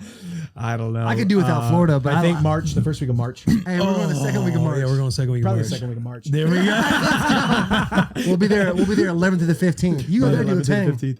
That'd be awesome. Scott, what do you go to Scottsdale for? We just love Scottsdale. We're probably Yeah. gonna get a house out there too. Really? Yeah, love You, it. and There you you go from Nashville to Scottsdale? Yeah, so our best friends, the Randolphs, they have a little daughter and about my son's age. So we rented a house. We've rented a house in Scottsdale twice now in the last 2 years. What area? I forget. I'm really actually not good because we literally rent the house. We stay at the house. The last time we got a 6-bedroom compound because we had my family and stuff come out. Pool, freaking volleyball court. So we literally did not leave the place. Yeah, we went and grabbed food one day, like a mile away. But so I don't really know Scottsdale that well. I just know I like the desert. It's very close to California, but it's not California. And it's the West Coast. Yeah, it's tough. I always thought like Arizona or California would be my ending spot, and I'm a huge scenery guy. So I'm like, if I'm in California, I got to be on the ocean because it doesn't matter. Like if you're not on the ocean, all the other bullshit doesn't really. Yeah. It's kind of a pain in the ass. Like shit's like, there's obviously a pandemic, but when stuff's shutting down all the time, you can't really do what you need to do. You go right down to Arizona. Yep. It's beautiful scenery, beautiful people. Like it's amazing. I mean, growing up there, obviously I'm super biased, but I love it there. Do you grew up in Scottsdale? Not Or in Scottsdale. I grew Phoenix? up in Cave Creek, just about 45 minutes north. Much more Western vibe. Okay. It's a place you'll find. If you go to a bar there, you'll find a horse, an old truck, and a Ferrari all parked in the same Nice. parking That's lot. awesome. It's got a little bit of a variety, but small town just north of Scottsdale. My senior year of school, I went to Scottsdale, and a lot of money, obviously, but it's a really nice area, and it's just nice. Everything's nice. It is nice, and you got love some it. mountains around. Like, And mountains I around love like even just being in Vegas because we landed back in Vegas. I love being around the mountains. Man. Yeah. I love it. Like it's such a cool vibe. it is cool. But we love Nashville too. Like we love this city now. I mean, it was a rough transition. We came from San Diego. We had some That's gonna friends be a here. really tough thing. Yeah, we had some friends here, but not a ton of friends. And then we adopted my son literally 2 months into being here, and then I went right into training camp. Came back for 2 weeks. Went right back into another training camp. So we just had a really rough go at it, like the whole first year we were here, you know. And now building a community, building a friend group, is sinking our teeth into this city is awesome as well. Yeah. So it's taken me like 7-8 years to really sink into this community. well, the way I've especially when you're wanted as to with busy, friends and stuff when like that. you're as busy as you are, and then not to mention all the people that you would be friends with are busy as well. Yeah. like it's Right. like, Well, I'm busy, then this I leave. city- I'm busy, then I leave. I go, I play the whole season here, and I'm busy. And then as soon as the season ends, I'm like, well, let me go somewhere and hang out for a little bit. And then it ends up being from like January to April. Well, I'll not to be in mention the fact California that or if you do have a little bit of Yeah. if you do have a little bit of downtime, like you said, if you do have a little bit of downtime, you're done with season or you're done with this or that. It's like, okay, well, maybe I actually want to spend time with the family as well because Right. I have given them half of myself for the Exactly. last season, training camp, whatever it may be. So it's it ain't easy, but So April, if going back to, I love that you're going to Scottsdale, and hopefully you go to Cabo second Shout week out of March. Scottsdale. Shout out Scottsdale. If you go to Cabo in March, we definitely got to get together because it's just a fun time. No That's question one of we my have to get favorite together. trips. yeah. But so if Dana called you and said, hey, we were fighting in April, what does the process look like to get back to all the way out to? Yeah, how long do you usually take a training camp? So if I knew this far in advance right now, I would do a 12-week block. I would do a 4-week pre-camp where I just start doing strength and conditioning, mobility, and cardio here in town. Then I would go to Florida for 8 straight weeks. And in Florida's where you do all Florida's the. where I do all my stuff. So yeah, so I'm finally doing it right. I bought a townhome. It'll be finished construction in May. So technically I wouldn't have it for this training camp, but from now on, so I take my car, I throw everything in it, drive down 12 hours, 13 hours straight down Does to your family Florida. go with you? Mm. You're all alone. Yeah. Rocky I had style. my fun. Yeah. I had my fun. I had my son with me. Fun son. I had my fun son with Yeah. me. We had fun for 4 weeks this last training camp. He was there. So we brought our nanny down, got her a house in kind of like the same neighborhood, had my son down there for like 4 weeks of the 8 weeks, which was actually really nice, you know? But Bree's here. She works full time and loves her job and loves what she does. So she does that. And then we've been long distance for 8 years. So it works for us. We're used to it. And then I grab a VRBO, vacation rental, Airbnb, whatever. Yeah. For X amount of weeks. This last training camp was just I moved 3 different times because it was Thanksgiving, Christmas, and New Year's down in Florida. So booked the first place for like 4 weeks, second place for 2 weeks, and then like the last place for like the last 10 days. And I had to move all my stuff 3 different times. Such a pain in the ass. Yeah, it was just such a pain, dude. And I'm like, what am I doing? Well, Yeah. truthfully, it was because the gym that I train at moved like 4 times in the last 5 years also. So now that we're in Deerfield Beach, which is right near Delray, Boca area, we're there and they're on a 3-year lease, probably going to sign for another 5. Like we're not moving. Now I bought a place 2 miles from the gym. Got enough space, got a 2-car garage, got everything. I'll probably buy another vehicle to leave down there. Just make it as seamless as possible. Buy 1 plane ticket, pack 1 bag of stuff, go down there, be in training camp. Nice. So best case scenario for you is you'd like to probably fight in April if you were in control of the situation. I mean, really, I wouldn't mind a little bit more time off because I mean, if I'm not fighting right away, I might as well. I wouldn't be. It You also gotta get out of depends a groove on. to get back into a groove anyway. Yeah, it also depends on like the reason we fought January 23rd was it was the co-main event of a Conor Oh, absolutely. pay-per-view. It's always trying to figure out like if this is a title fight, will be the main event or the co-main event if there's another title fight on the card because it's all about eyeballs and exposure as well. You know, so you can take the choice of being a main event on like an ESPN fight night, or you could wait an extra month and be the co-main event on another big pay-per-view. You know, Become that new little shiny toy. yeah, exactly. So for me, like I said, I want the maximum amount of exposure to make the maximum amount of impact in the shortest amount of time. So I would wait till July if it meant being on the co-main event or the main event of another Conor card or whatever it may be. You were on the Pat McAfee show yesterday. Shout out Pat McAfee. Shout out Pat McAfee. Big fan of his stuff. Yeah, he does a great dude, job. so And funny, you man. were talking about your style. You're not a big kicker and stuff like that. When you go down and train in Florida and stuff, is this something where you start implementing new skills, or you work on what you're great at, or how does your mind shift from fight to fight? For me, honestly, I realize, and you know, I have the best kickboxing coach in the entire world. I believe, in my opinion, his name is Henry Hooft. He's a guy from Holland. He's a Dutch kickboxing guy. He has trained with and beaten a lot of some of the best Dutch kickboxers in the entire world. But he's also 6'6" or 6'4", and I'm pushing 5'8.5", 5'9" max. So short legs. I'm not going to be the best kicker, so I'm not working on necessarily kicks or that stuff all the time. I know I feel like I have power in both my hands.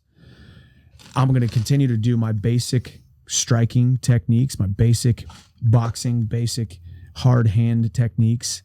Focus 90% of my training on what I can do even better and more efficient and in a easiest path to victory type of scenario, and then focus that last 20 to 10% on what my opponent's habits are or what he brings to the table. Gotcha. What I can exploit. I got you.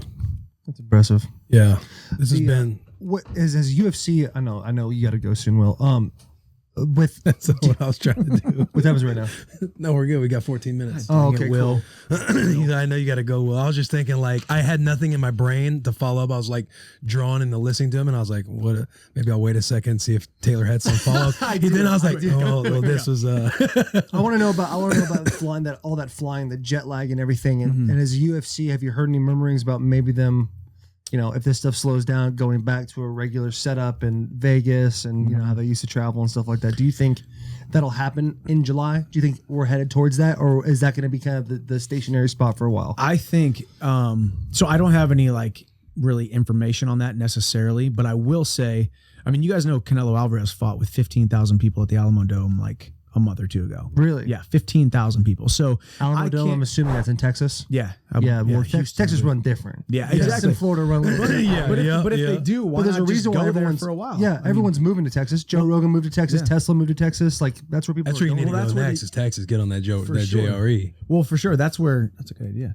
For sure, that's where the UFC started. When they came back from the pandemic, they used a Jacksonville, Florida venue, the Something Star Arena in Jacksonville, Florida, because Florida was so lax with it. But yeah, I really don't know why we keep going back to Abu Dhabi, aside from the fact that they need it for the international fighters. And then right now with the changing of the administrations here in the U.S., I don't know what our quarantine travel stuff's What going our to look like. situation would be like? Yeah. It's going to be after the 20. Well, after now it is. You have to have a test to get back in the country. see that kind of stuff, Yeah. which will always work out fine for the UFC, because we got tested 9 times in 11 or 12 Do days. they charter those flights out of Vegas? Is it all just UFC people on that plane? So it was Etihad Airways, and yeah, we had a very full flight on the way back. But yeah, just a huge plane, and we left out of Vegas to get there. And then obviously back, we landed at 3 a.m. You can talk about the jet lag. I woke up this morning at 2:27 a.m. Woke up at 2:27 a.m. the night before that for some reason. I don't know what's up at 2:27. Write those numbers down. Yeah, Play I know. Powerball soon. Exactly. Yeah. And so it's been, I get really tired at 6 p.m. And I tried to stay up last night. I didn't. I was in bed by 7:45, which I probably shouldn't. I need to stay up later, so I hopefully sleep longer. But I was like, forget it. That's probably when you texted when you were starting to drift. Yeah. Hey, so are we confirmed? Yeah, I was like, hey man, shut it down soon. Yeah, the three of us. yeah. Three of us texting. I remember Get the group chat I remember rolling, that chat. I was tired. I didn't respond. You must have been sleeping. Yeah, I was sleeping. That's what it was, man. dude. That's wild. What do you? Go ahead, my fault. No, it's fucking go for it. I was gonna ask about McGregor. Are you getting a little sick of McGregor's talk? What do you mean? Like you getting it's been McGregor's show since 2015. No, I was gonna ask what do you think's next for McGregor. Well, Yeah, no, I want to know that. Like, too. what do you Answer think's going that, down but with him? no, it's warranted, man. The guy is He's a superstar. he's a superstar, and good for him. I would never just because I think I would beat him, or just because I think I'm better than him. Just like I've said these things, but that's not a knock on him. What he has done is nothing short of amazing. What he has built. The guy was literally, truthfully, on welfare just 6-7 years ago or whatever, right? He was like a plumber, right? Yeah, he was a plumber. He was on welfare. He was collecting that kind of check, or the government subsidy, whatever you call it. And then he became a global superstar. And now he's $100 millionaire. And I will say it was very interesting being around him, you know, because you always want to size people up. Like, what do they look like? I mean, he's much smaller in real life than he is on the internet and on TV and whatnot. He's not a small person, but Right. he's smaller than I am, you know. Really? I mean, you saw him just like everybody else did behind the camera and the lens, and you're like, oh, I'm about to be in person with and him. he's, and and see he's what listed at about. 5'9". I don't quite know if he's 5'9". Probably 5'8", maybe pushing. Yeah, if he's 5'8", you know. But he's more of a slender build. Mm-hmm. But that's the thing about, you look at my body type and his body type, he automatically looks taller because he's slimmer. Right. Whereas me, I'm just thicker and I have a real more wide muscularly stance. built. He's leaner. And yeah, going back to my coach, it's so funny, man, because my coach, like I said, is 6'4", so I'm hitting pads with him. Everybody's like, God dang, Chandler's a midget. People think I'm like 5'5" because my coach is so dang tall. Yeah. But back to McGregor, like, the guy has built a persona, a brand. He honestly has built. We are all getting paid more money because of Conor McGregor. We're all what I've seen in the last couple of days since my fight, how much my kind of brand or persona or the notoriety has built. A lot of that stuff is, what I've done, but it's also the notoriety that Conor McGregor has brought to the sport, both as a byproduct of him coming into the sport over the last X amount of years, but also me fighting on the same card as him. I mean, the impact that I have made over the last couple of days since my fight would be tenfold smaller if it wasn't on a Conor McGregor pay-per-view. The guy's got the whole country on his back. I truly think, I've gone up and down with it, but it's kind of like what we said, man. You got to respect the guy. He's got more pressure on him than anybody else. You know, he doesn't have to fight either. Like, why is he fighting? We got to ask ourselves that. Why is he fighting? He's got hundreds of millions in the bank. It's his blood. Exactly. He's got this proper 12 whiskey that he's selling cases that they're flying off the shelves. The guy's going to make more money in whiskey than he probably will in fighting in the next couple of years. But it's in his DNA. And I think you look at all the rest of us, we have to do it for our careers, right? I'm not set for life yet. You know, I love what I do, but I gotta go make a paycheck as well. So, what's next for him? I think the Diaz trilogy. Here's what I would like. I win the title. Conor fights Diaz, gets a win, and then he fights me for the title at the end of the year. Ooh. You know, because Conor comes back and gets a win. But so right now, Conor's got a trilogy fight with Dustin Poirier, which may happen, but it's not going to be for the title, I don't think. So Poirier has to choose. Out there for him, Yeah, Poirier has to choose. Do I get the money fight trilogy with Conor, or do I fight for the title next? He's got to make that decision. And then Conor's also got the trilogy, with Diaz, which everybody wants to see. Diaz is a star. Diaz is not a hard fight. Diaz is an easy fight, quite frankly, for Conor, I think. Why do you think that? I just think Guy's Diaz got an iron chin. Dude. He takes so many shots. He takes a fucking beating, dude. He does. He does face after every fight. Yeah. Guy talks like he has cerebral palsy, dude. And he doesn't. He don't give a fuck. He doesn't give a fuck. No, Good for exactly. him. And but we're two or 3 years removed from that last fight now. Yeah. You know, so he's gotten, with every year, it's kind of like you talked about, like taking care of your body. I don't know how well the guy takes care of his body either. Like, I think he's a gangster. He's probably declining a lot more than other people are. He's pushing 37, I think, at this point. 36, 37, which still isn't old in the sport if you've taken care of yourself. But so I think the easiest and best path to victory for Conor is to get that trilogy fight with Diaz, and then come back and then get a title fight after that. And everybody will say he doesn't deserve it, but it doesn't matter. It's Conor McGregor. If it makes money, it makes sense. You don't think there's a way he goes from Diaz to Poirier? Was it Poirier? Poirier. Yeah, he could. I said that right. Poirier and then to you, or is that you think that's too? No, I think he could, but I think that's having also a space in between those two What trilogies Chandler would would be probably huge. like to happen is yeah. you whoop Poirier, Conor whoops Diaz, and then some call outs, all the fun happens, and then you guys are set up at the end of the year, you and Conor, since Poirier lost. Yeah, that would be great. And make sure that thing in February so me and Will can go. Yeah, off-season. Yeah, we gotta see that in Cabo. Yeah. First fight in Cabo, dude, that'd be sick. That would be, but I think Just Conor, on the camera, like the boys are in the boys are in the boys, Vegas. we're just there, like, yeah, the we little fan do the club, little the little cool thing that everybody does, just throw a fist up and look at the camera. Yeah. Yeah, give him the two fists and 122. Everyone's like, who are these fucking losers, dude? Who are these guys? And we just do the handhold, just like this. It's cold, right? Hey, why are they so cold? Oh, You want some? No, I drink all of yours. But I think those two trilogies are big fights that the fans want to see, big fights that the UFC would like to make, and then they're also not easy, but winnable fights for Conor. Not that Conor could beat anybody in the division, I believe, but Besides you. besides me, but just not as easy. I think it's easier path to victory for like a Diaz, fighting Diaz. And even, I mean, he was doing well against Poirier. I think, you know. I'd love to see you and McGregor, dude, because you both command the center of the ring. Yeah, you we both got you that. both kind of pressure and keep the guys on the outside. Yeah, I like that. I like that clash of, okay, instead of like, I mean, you saw my last fight, the way Hooker was evading me. And I look, man, shout out to Daniel Cormier, because like that dude's, you know, shut up a couple people because everybody's like, oh, well, Hooker didn't look the same. Hooker looked timid. Hooker looked scared.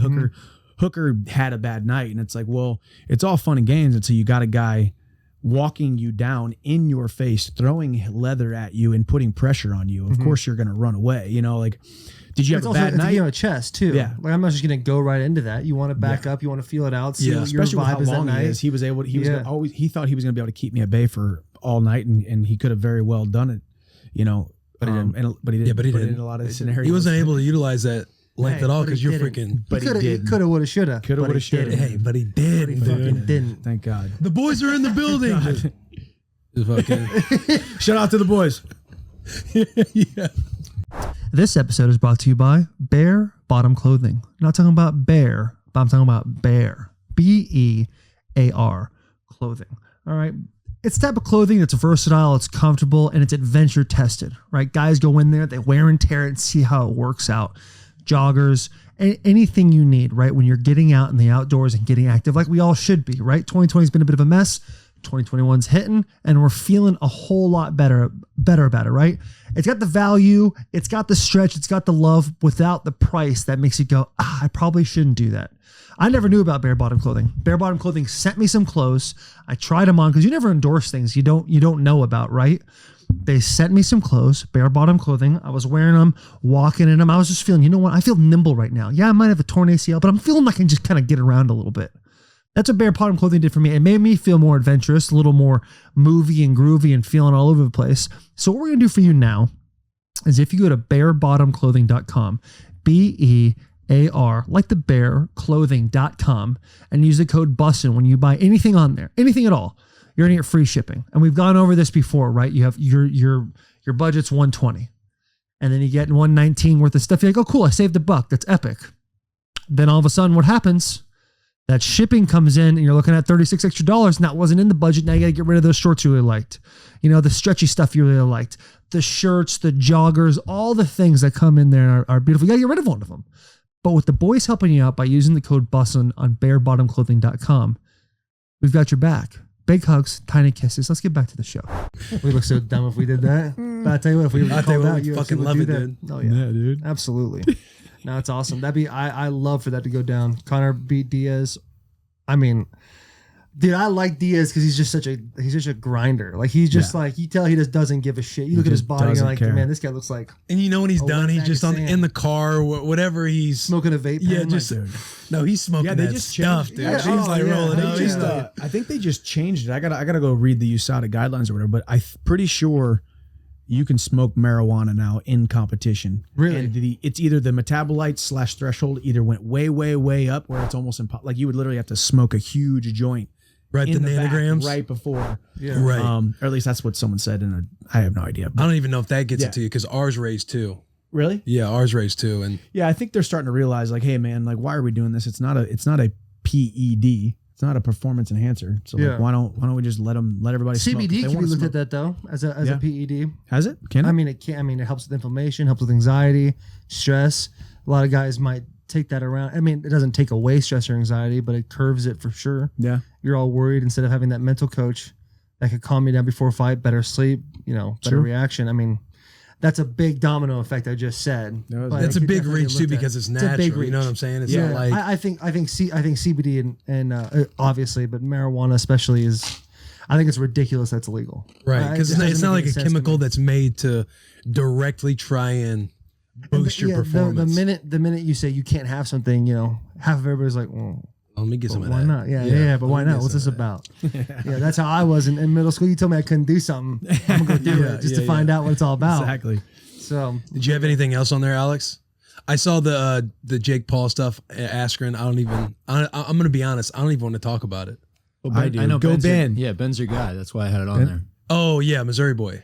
Yeah, bro. Yeah, that's true. Sorry, no disrespect to Mizzou, dude. Hey, the Paul brothers, they do a great job of Good for them, promotion man. too, just like McGregor. That's- but yeah. like a much smaller level right now. But Yeah. Well, not Isn't that necessarily crazy? a much smaller I level. know. Truthfully, they Yeah. might be bigger than McGregor when it comes to that YouTube following, but on a much more illegitimate level when it comes to competition or actual sport. Like Conor Right. is an actual world-class athlete. These guys are YouTube stars. do you think Right. they I mean, they look good. You look at them, you see what they're doing. They look like They athletes. look decent. I mean, they're decently athletic. Yeah. You know, but I mean, the fights that they have won thus far have been Other you know, YouTube fights. other YouTube fights or Nate Robinson, the basketball Yeah, player, Nate Robinson, Yeah. the who basketball got player. face planted. Like, Dude, he was a man. Basketball That players aren't dude. used to getting Yeah, I mean, you're gonna That's- fight. yeah, It's like putting a bro. football player in the ring. It's like, but okay, it sounds good, but we're gonna get our asses beat. Yeah. It's But anybody that knows how to throw a punch. It's great though because he picked the right guy, and kudos to Ben, man. I love that Ben got that fight. I hope Ben's getting paid a grip. I hope it's. Oh, I'm sure gonna he is. Tune in. I actually talked to him yesterday. I was like, dude, let me know how I can get to that fight. I'll be your towel boy. I'll be your water boy. Whatever. That'd be awesome, like, dude. You think Ben beats his ass though? I do. I mean, where I was going with it was he made the right decision when it came to if you were going to fight a mixed martial artist. Ben is known as a ground fighter, so Ben never won fights boxing anybody. But I think Ben is one of those mentally tough and one of the just. I think there's an aspect of boxing that is a little bit of like upper body grappling as well because you can grab the head a little bit underhook and you can punch depending on how well refereed this fight I'm is. sure the rules will be a little loose. Yeah, I mean exactly because it's also a YouTube star versus a retired fighter who just had a hip replacement a couple months ago too. He just loves But it scrapping, sounds dude. a lot better. Yeah, It it's sounds not a lot like better. I mean, it's not like this is like Golden Boy Promotions or in Vegas or whatever. Actually don't know. I think he said it was going to be. I don't know where it's at, but I don't know what the promotion is or what it is. But so it could be a little bit lax, which could be a bad thing for Ben. They might really pull him away and make sure they really put Jake Paul in a position to win. But I think Ben wins the fight for sure. Yeah. 100%. He's the better athlete. I'm pulling hard for him, If dude. Ben wins that fight, it's kind of like over for the Paul brothers. Like they can Yeah. still promote, and I mean, people are still going to buy their fights, but that takes him out of any legitimacy of Right, the momentum then he's again, been building, fighting Mayweather, yeah. the shit talking like saying, "Hey, Conor, I'm only offering you $10,000 now." It's like, dude, Yeah, that was messed up. But like, bro, but then again, you're I so- guess if you really think about it from the casual fan standpoint, people are only going to see mixed martial arts world champion and UFC fighter Ben Askren beats Jake Paul. They're gonna be like, Right. well, of course he lost to that guy. Look, he was a world champion. Not realizing that they were fighting in a boxing match, and Ben's worst attribute of his career of his arsenal is boxing. So it's almost a kind of a win-win situation for Jake Paul. If he loses, he lost to an MMA world champion. oh, for sure. That's why he has nothing to lose. That's why he Exactly. can that shit What if talk. insurance he wins? policy. That Yeah. insurance policy. But dude, if he for wins, sure. he beat an MMA world champion. You know, so And he's it's kinda still crazy. trending this way. Yeah, exactly. So they're smart, man. They know. How about this title, dude? Getting paid more money than he's ever been paid before. That's That's awesome. No disrespect, but hey, they built awesome. that I hope platform, he's making man. a bunch of money. I'll see if I can get some inside scoop for you guys. Ben doesn't care. Hey, shout out Mizzou. Shout out Mizzou. I'll shout out Mizzou for you. Good for- yeah, good for You didn't get guys, Cody man. to commit there. What? I I was able to pull him into Nebraska. I know, bro. Then when they were they were all Americans at Mizzou, and my brother was a stud wrestler coming out of high school. I know Cody was down to Mizzou in Nebraska, and then he always came to the camps. yeah, he always came to the camps. And however you wrestlers, you guys are different breeds, man. Yeah. You guys are different breeds. My Hanging dad out always and told me shit. if you ever get in a fight, if you fight anybody you want, just don't fight a wrestler. Dude, I would tell guys. So football you up, players, dude. my roommates and football players would be at a wrestler's party, and at a wrestler party, it's the whole wrestling team. It's all dudes. They're wearing bandanas. Their shirts are off. Yeah. And they're wanting to go wrestle and shit out in the front yard. Yeah. Like that's like how it is. The football players, hey, and it's true too. Yeah. The football players are always curious, like, oh, let's go wrestle. Dang, and I would dude, try I and got a tell them. story I would for try you. and tell my boys. I'd be Okay. like, listen, I know he only wrestles 125 or something, and he's small, but I promise you, he's gonna beat you. And they're like, oh, let's go figure it out. And those dudes would go out there and just get whooped in the front yard. got it. You And gotta I'm just understand sitting back. body. Hey, come get in there. all Like, I'm- nah, all I'm man, saying y'all is, got it. Listen, and I was not this kind of guy, like, because I was not this kind of guy, but So you weren't the wrestler style partier. no, but there Sure, was, so but I'm there telling was, you. but there was one time, very relevant right now, because next week when this thing comes out, there will be a player who is playing in the Super Bowl that got picked up and slammed on his back flat at a Mizzou wrestling party. Did you? Oh, really? Yes. Was it you? Yes. Let's go. That's Tell the awesome. story is Blaine Gabbard. So Blaine Gabbard is Blaine came down to Banter one time, bro. I know, man. So shout out to Blaine Gabbard. Hey, Blaine's a beauty. Blaine is a He's a beauty. friend of mine. It was a very playful thing. You guys know There ain't no play when you're actually getting No, going. we were The football player is trying. No, you might have been playing. No, he was joking around. We were joking, but it was. You know the name Gissinger, John Gissinger. He played at Mizzou. No, I don't think so. Probably around the same time you did, but he was a kid from San Diego. His dad played in the NFL, but we were at a party at his house, and he was like, it might have been Blaine Gabbard's recruiting trip actually. So he was like 18, that's 17, hilarious. 18 years old. So like, but we start like just like. Gist was like trying to like, hey, wrestle with this guy because I'm a 157 pounder and Blaine's like what 200 something pounds. Yeah. But it was like one of those things where I grabbed a single leg and like lifted him up and didn't mean to make anything happen, but what had happened. But You know how top heavy he was. but he was top heavy. But he was top heavy. So it wasn't like I don't want to make it sound like I beat up Blaine Gabbard or anything like that. Yeah, but you it was tossed more him- like you we were tossed him just around. Austin, like let's we were say- just playing. Hey, Blaine, and I hey, grabbed Blaine's the this boy, single- dude. Dude, he's the man, dude. And dude, it's just awesome to see like the success, obviously, and now he's freaking playing in the Super Bowl. Now he's going for a Super Bowl, backing up Not Brady, exactly, dude. Hey, Blaine always, when Blaine was playing for the Titans, he goes, hey, Lawan, give me your best 10, then steal as many as you can. That was all. Yeah. Give me your best 10 years, and then steal as many as you Steal can. as after many as that. you can. He's a beauty, He's posting dude. pictures of him and Brady walking out saying gangsters moving silent. Like, Dude, he's a hey, I got stud, won man. 6 Super Bowls next to you, Blaine. Calm down, bro. Dude, I love Blaine. Love Dude, he's Blaine. so funny. Blaine was awesome when he was here too. He'd come into games and I got a good laugh at this because like Marcus would go out or something like that and Blaine would come big. All right, boys, watch Daddy spin it. but hell yeah. So he goes, we're playing the Colts one time. He goes, all right, boys, comes in and watch Daddy spin this shit. This is in the middle of the game? Middle of the game. Oh, because Marcus goes down. We're playing the Colts at Indianapolis. Walks in. And it was like, we're like 5 plays in. I'm like, got a little breath on me. And he's like, all right, boys, watch Daddy spin it. And me and like Ben Jones look at each other like, all right, dude. Call like a quick 3-step pass. Like we have to go cut. So I go cut, totally miss my cut. So I'm like laying on my stuff, on my butt, looking at Blaine like, you better get that ball out before I give up a sack. Yeah.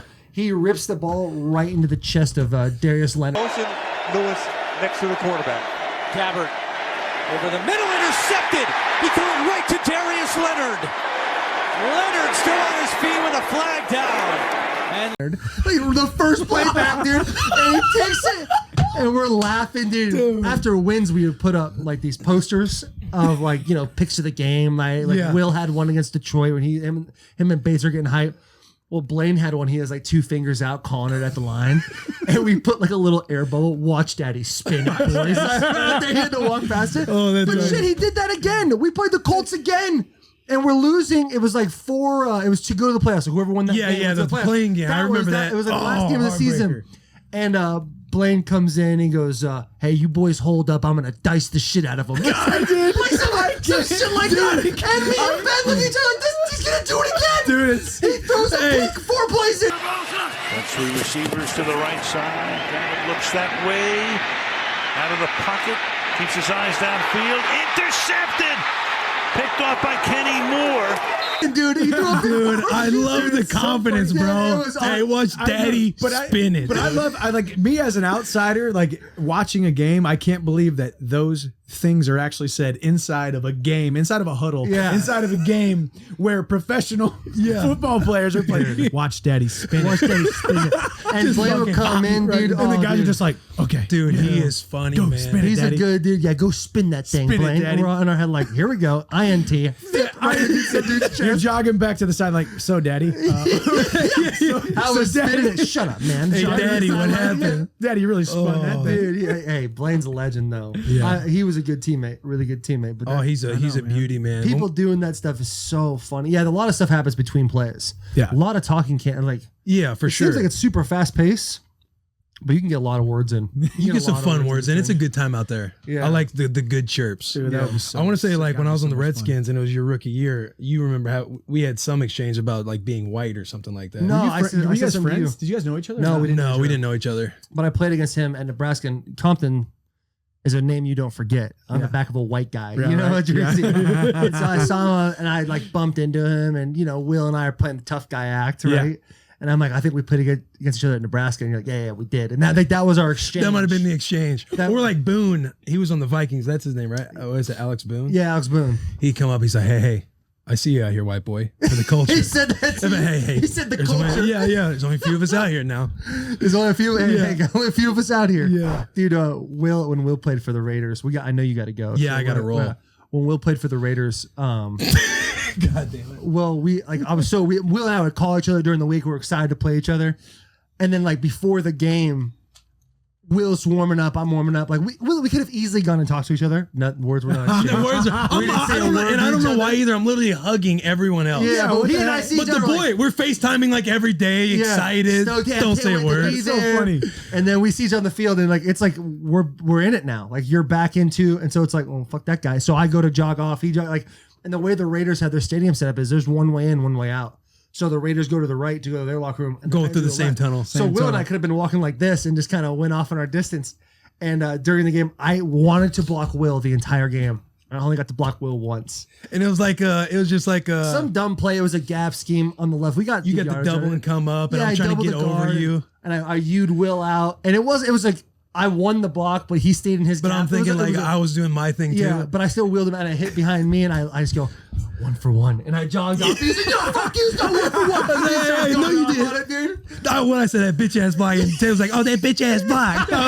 Hey, fuck you. And that was the only time we talked the whole game, dude. It was, but like, it's funny how you kind of just get into it again. Like For me sure. and Will talk every day. Oh, yeah. yeah. That every is single day. funny. I like the morning of the game. Like, can't wait to see you, boo. Yeah. Can't wait to see you. No, I And can't then wait you to get to see the you. stadium, it's like, fuck you, baby.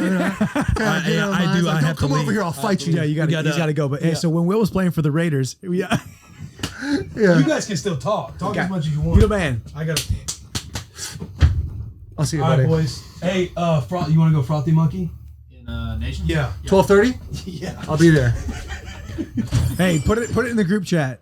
Yeah. I'll make the group chat. Yeah. I'll make sure to text back this time. God damn. Later. I mean, we're pretty much done. Yeah. But I tell you what, I'm excited.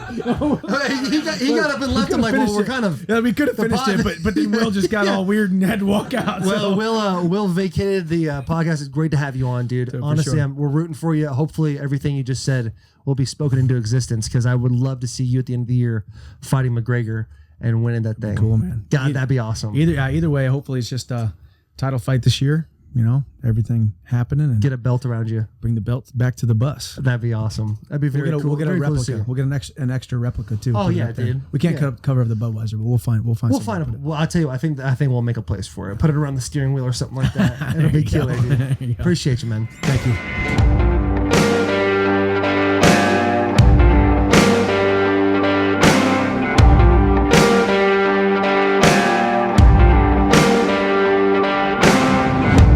Deep down on the Mississippi,